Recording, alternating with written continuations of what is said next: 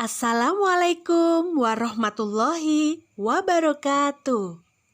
Salam cemerlang, cerdas, menyenangkan, riang, gemilang. Apa kabar anak-anak hebat? Pada pembelajaran kali ini kita sudah memasuki tema 6, subtema 3, pembelajaran 1. Nah, pada pembelajaran 1 kita akan mempelajari tentang bahan konduktor dan bahan isolator. Sebelum kita memulai pembelajaran hari ini, mari kita berdoa terlebih dahulu.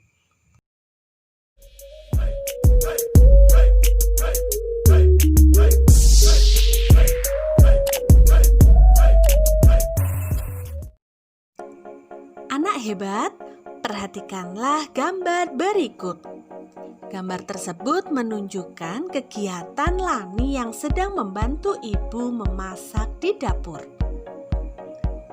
Lani memilih benda yang terbuat dari bahan kayu untuk mengaduk kuah panas, karena ia tidak ingin tangannya kepanasan.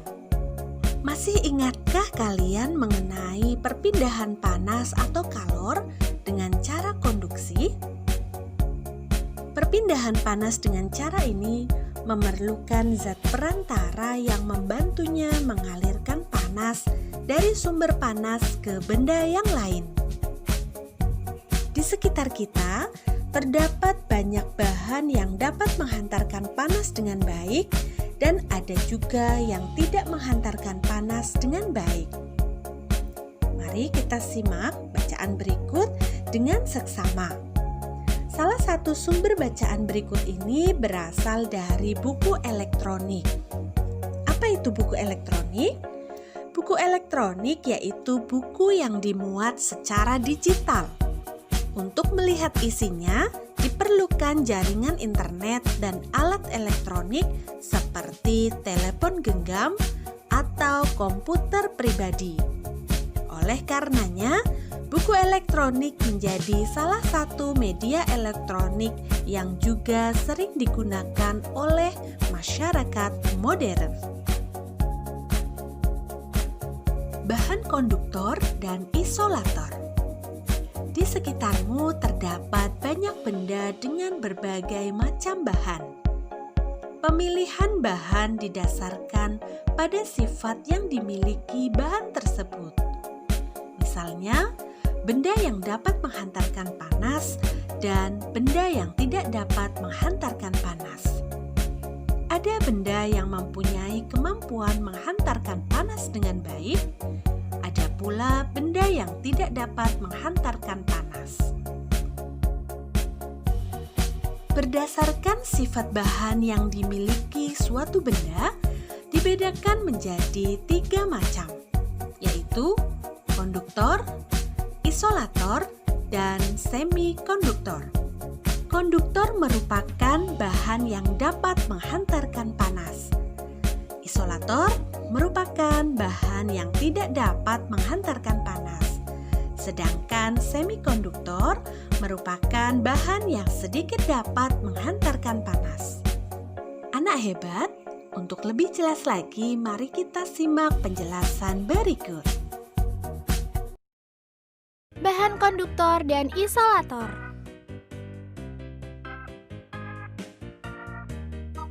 Bahan penghantar panas terbagi menjadi 2, yaitu konduktor dan isolator. Konduktor adalah bahan yang dapat menghantarkan panas dengan baik. Sifat konduktor adalah konduktif.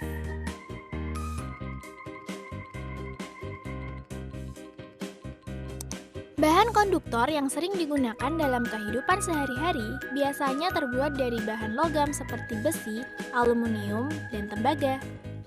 Contohnya, panci, wajan, penggorengan, dan beberapa alat masak yang terbuat dari logam. Isolator adalah bahan yang tidak dapat menghantarkan panas. Isolator berguna sebagai penopang beban atau pemisah antara konduktor.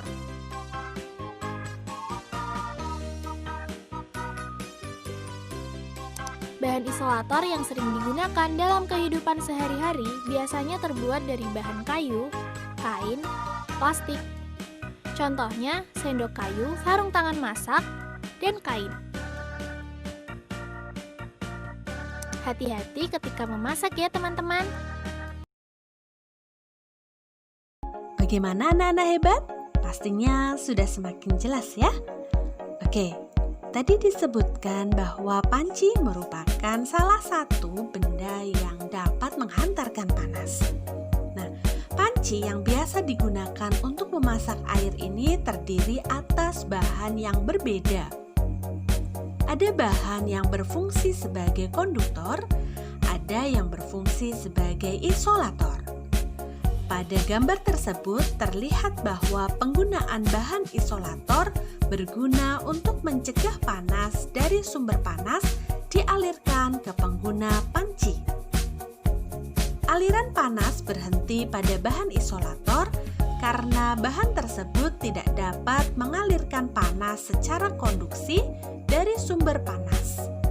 Sehingga penggunaan bahan isolator terutama untuk melindungi pemakai alat agar tidak kepanasan dan dapat menggunakan alat tersebut sebagaimana mestinya. Anak-anak hebat, pada penjelasan tadi tentu kalian menemukan beberapa kata-kata yang kalian anggap asing. Nah, tuliskan kata-kata tersebut di dalam tabel berikut, lalu carilah artinya dengan menggunakan kamus. Buatlah paling sedikit 2 kalimat dengan menggunakan kata-kata tersebut dengan kalimat yang lengkap dan kata yang baku. Berikut contohnya. Kata pertama, bahan. Artinya, barang yang akan dibuat menjadi suatu benda tertentu atau suatu bakal. Kalimat yang dapat dibuat menggunakan kata bahan adalah panci terbuat dari bahan aluminium. Contoh kalimat yang kedua, bahan konduktor biasanya terbuat dari logam. Kata yang kedua yaitu menghantar. Arti yang dapat kamu temukan di dalam kamus yaitu mengirimkan atau membawa ke. Kalimat yang dapat dibuat menggunakan kata menghantar adalah 1. Logam besi dapat menghantarkan panas dengan baik. Kalimat yang kedua, bahan isolator sulit menghantar panas. Kata yang ketiga yaitu konduktor. Artinya adalah benda atau bahan penghantar panas, arus listrik, atau suara. Kalimat yang dapat dibuat menggunakan kata konduktor adalah beberapa contoh bahan yang bersifat konduktor antara lain besi, tembaga, baja, aluminium. Kalimat yang kedua, ada banyak bahan yang digolongkan ke dalam jenis konduktor. Kata yang selanjutnya, isolator. Artinya, penyekat atau pengisolasi. Kalimat yang dapat dibuat yang pertama, kayu termasuk bahan isolator. Kalimat yang kedua, isolator bersifat tidak menghantarkan panas. Kata berikutnya, semikonduktor. Artinya, bahan yang mempunyai daya hantar panas atau listrik antara konduktor dan isolator. Kalimat yang dapat dibuat menggunakan kata semikonduktor adalah bahan semikonduktor bisa ditemukan pada berbagai komponen elektronika. Kalimat yang kedua, bahan semikonduktor yang paling sering digunakan pada komponen elektronika adalah germanium dan silikon. Kata yang terakhir yaitu alat.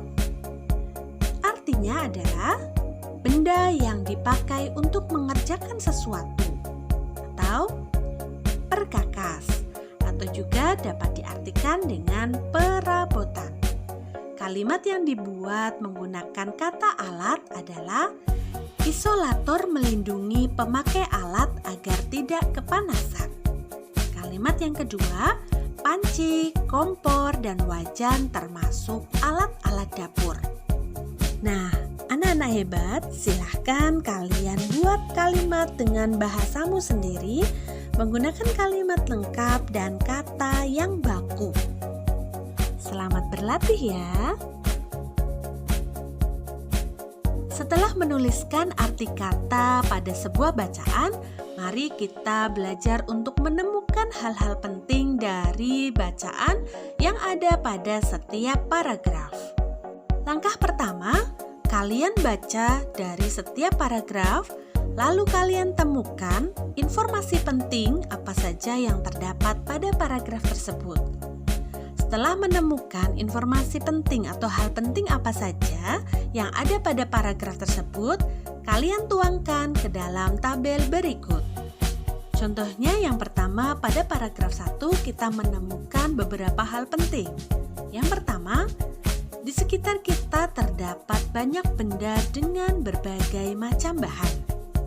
2. Pemilihan bahan didasarkan pada sifat yang dimiliki bahan tersebut. 3. Bahan yang dapat menghantarkan panas dengan baik disebut konduktor. 4. Bahan yang tidak dapat menghantarkan panas disebut isolator. 5. Bahan yang sedikit dapat menghantarkan panas disebut bahan semikonduktor. Paragraf 2. Hal-hal penting yang pertama, bahan konduktor yang sering digunakan dalam kehidupan sehari-hari biasanya terbuat dari logam. 2. Jenis logam yang paling sering digunakan antara lain besi, aluminium, dan tembaga. Paragraf 3. Hal-hal penting nomor 1, bahan yang tidak dapat menghantarkan panas disebut isolator. 2. Beberapa bahan yang termasuk sebagai isolator antara lain adalah kayu, kain, dan plastik. Hal-hal penting pada paragraf 4 yang pertama adalah penggunaan bahan konduktor dan isolator dapat diterapkan secara bersamaan pada sebuah alat. 2. Ada bahan yang berfungsi sebagai konduktor, ada yang berfungsi sebagai isolator. Yang ketiga, penggunaan bahan isolator berguna untuk mencegah panas dari sumber panas. Dengan menggunakan hal-hal penting yang telah kamu tuliskan, kamu dapat juga menjelaskan pemahamanmu terhadap bacaan. Kamu dapat juga menggunakan diagram untuk menjelaskannya. Caranya yaitu dengan menentukan pokok pikiran dari setiap paragraf dalam bacaan dan tuliskan di dalam setiap kotak yang telah tersedia. Ingat, satu kotak mewakili satu paragraf. Contohnya yaitu bahan konduktor dan isolator. Macam bahan. Terdapat banyak benda dengan berbagai macam bahan. Pada paragraf kedua, bahan konduktor. Bahan konduktor biasanya terbuat dari bahan logam. Paragraf ketiga digunakan secara titik-titik. Dijelaskan pada paragraf ketiga yaitu penggunaan konduktor dan isolator dapat diterapkan secara bersamaan. Pada paragraf keempat menerangkan tentang bahan isolator. Apa itu bahan isolator? Bahan isolator merupakan bahan yang tidak dapat menghantarkan panas. Untuk menyelidiki kemampuan menghantarkan panas pada bahan yang berbeda, mari kita amati percobaan berikut. Alat dan bahan yang dibutuhkan pada percobaan ini adalah 1. Batang besi yang panjangnya lebih kurang 50 cm. 2. Batang tembaga panjang lebih kurang 50 cm. 3. Sumpit bambu yang ujungnya diikat dengan karet gelang. 4. Sumpit dari bahan plastik, ujungnya diikat dengan karet gelang. 5. bahan kain untuk memegang benda panas. 6. Lilin. 7. Korek api. Langkah-langkah kegiatan. 1. Bakarlah besi di atas lilin yang telah dinyalakan dengan korek api. Peganglah ujung besi dengan tanganmu. Bila kamu telah merasakan panas, segera pindahkan besi dari nyala api. Lakukan dengan hati-hati ya. Langkah yang kedua, peganglah batang besi dengan menggunakan sumpit bambu. 3. Letakkan kembali ujung besi di atas nyala lilin. Apakah yang kamu rasakan? Catatlah. Mengapa demikian? Langkah yang keempat, ambil dan letakkan batang tembaga di atas nyala lilin. Bila terasa panas, pindahkan dari nyala api. Langkah yang kelima, lapisilah tembaga dengan kayu pada bagian ujung yang kamu pegang. 6. Letakkan kembali batang tembaga di atas nyala lilin. Apakah yang kamu rasakan? Mengapa demikian? Catatlah hasilnya pada buku tulismu. 7. Lakukanlah kegiatan yang sama. Kali ini, ganti sumpit bambu dengan sumpit berbahan plastik. Catatlah apa yang kamu lihat dan kamu rasakan. Langkah yang ke-8, ganti sumpit berbahan plastik dengan bahan kain yang biasa digunakan untuk memegang benda panas di dapur, untuk memegang besi dan tembaga yang telah dipanaskan di atas api lilin. Catatlah apa yang kamu lihat dan kamu rasakan. Setelah melakukan percobaan, sekarang kita jawab pertanyaan berikut. 1. Apakah yang terjadi pada saat kamu memegang batang besi dan tembaga dengan menggunakan sumpit yang terbuat dari bambu? Jawabannya, tangan tidak merasakan panas dari lilin yang merambat melalui besi dan tembaga. Mengapa demikian?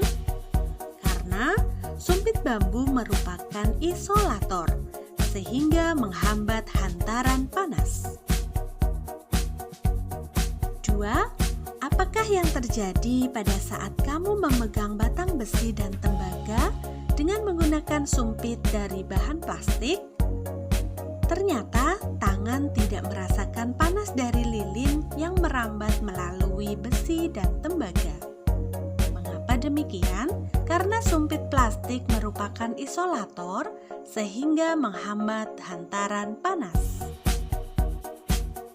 Pertanyaan yang ketiga, apakah yang terjadi pada saat kamu memegang batang besi dan tembaga dengan menggunakan bahan kain?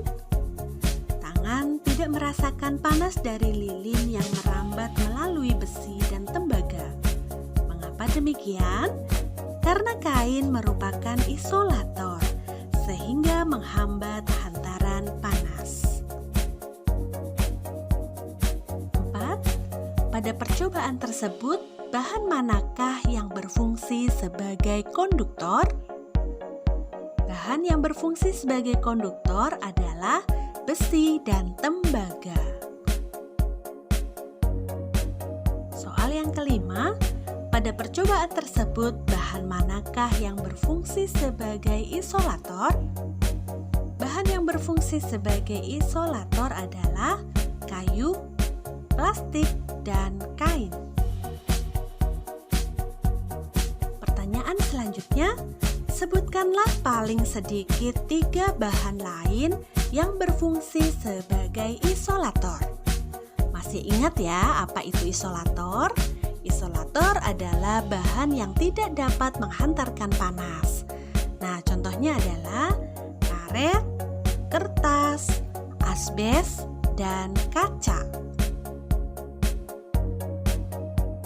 Yang ketujuh, tuliskanlah kesimpulan yang kalian dapatkan dari kegiatan percobaan tersebut. Nah, dari percobaan tersebut dapat kita simpulkan bahwa kemampuan benda dalam menghantarkan panas itu berbeda-beda. Ada benda yang mudah menghantarkan panas dan ada benda yang dapat menghambat hantaran panas. Terima kasih anak-anak hebat. Cukup sekian pembelajaran hari ini. Tetap semangat meski belajar dari rumah. Dan jangan lupa selalu patuhi protokol kesehatan. Mari kita berdoa sejenak agar wabah COVID-19 ini segera berlalu dan semoga kita semua diberikan kesehatan. Sampai jumpa di pembelajaran berikutnya. Wassalamualaikum warahmatullahi wabarakatuh.